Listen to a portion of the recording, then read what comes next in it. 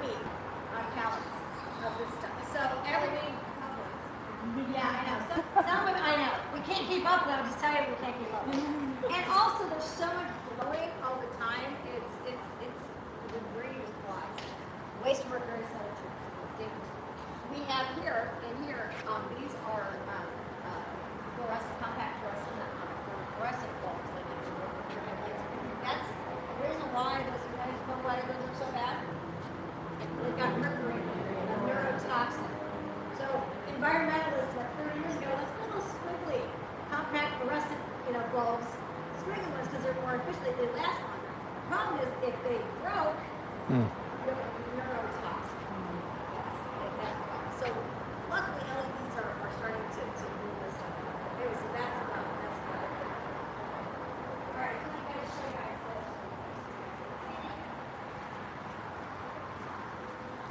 The video that I showed before. The video that I showed before. That's your conveyor belt. The conveyor belt piles those up to those people. Again, the frontline people that are up on that platform up there. And then it's going to go through a series of different things over time. You're separating the paper, you're separating the plastics, the aluminum, and so on. So anyway, that's how it starts. It's very dirty. It's just what it is. So think about it. Noisy, and a little bit of a smell here. But these containers here are when we find hazardous, nasty stuff. So sometimes I'll find the one that has the propane tanks. But we already covered it for $69 for each. But anyway, so this is like all this stuff to be managed. Again, every time you throw something away, there is no way. All right, so let's go over to this part. Okay, so for you, I'm going to ask you, you're not going to be able to walk through the other side, okay?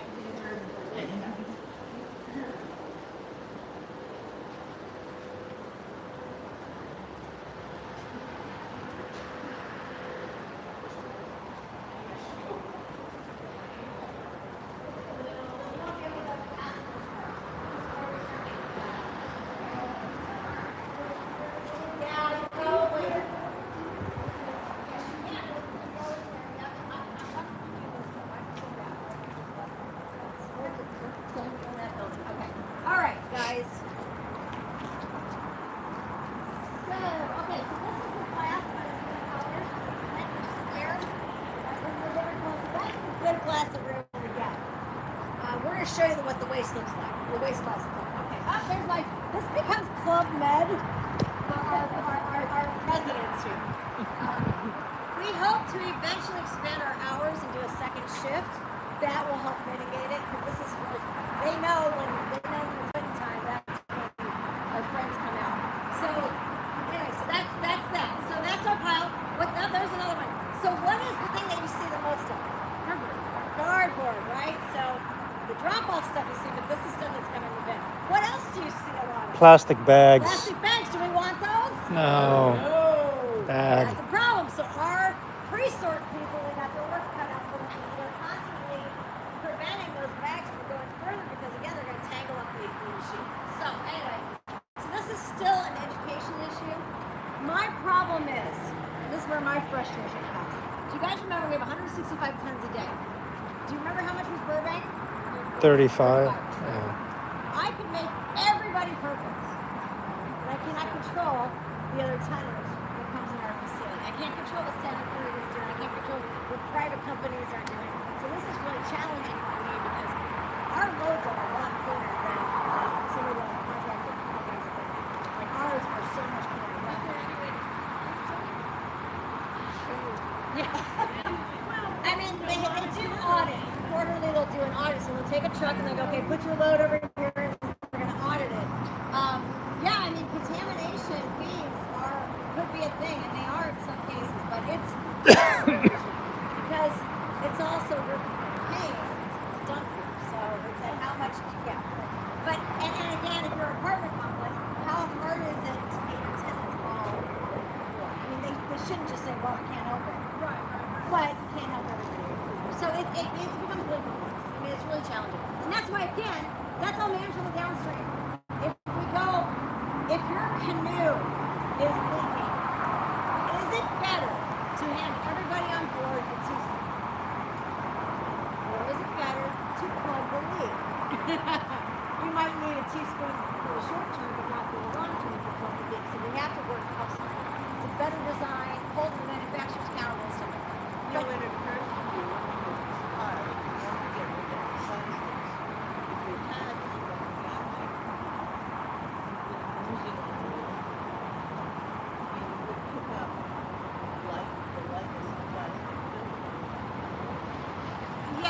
that's only a suggestion. Yeah, I mean, Take it from me. right, but I mean, there's companies that design this stuff. I'm Yeah, just thinking that. yeah.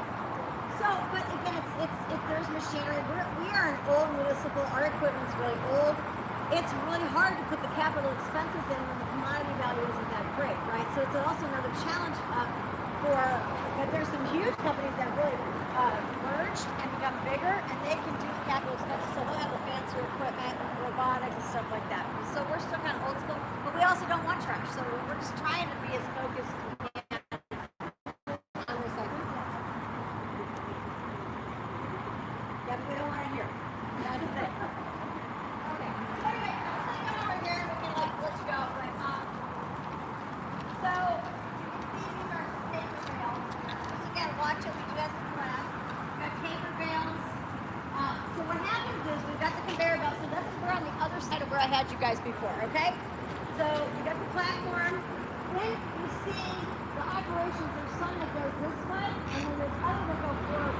With this side, what's happening is we're taking the paper products. So the cardboard makes paper. So that's what this bale right here. Those cages, you see the big cages with the materials?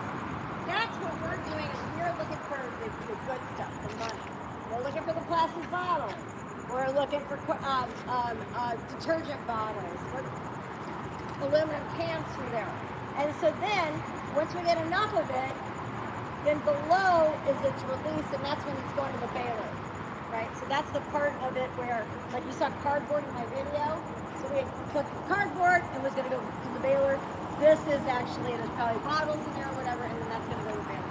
And then it's all our storage waiting to be sold or picked up. So you see again the cardboard and stuff like that. But if I just said, I don't have. This is cardboard. You guys stay here.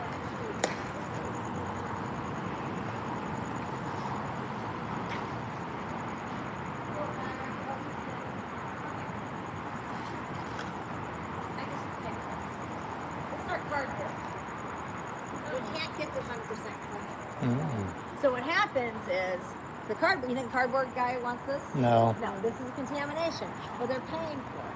So what happens? Even when we sell a bale, they're going to go through it and they're going to go through the contamination. They're going to do a chargeback, right? So this becomes not only if we catch it, then we pay for it. If it goes in there, we're going to get charged back for it, and then because there's stuff that.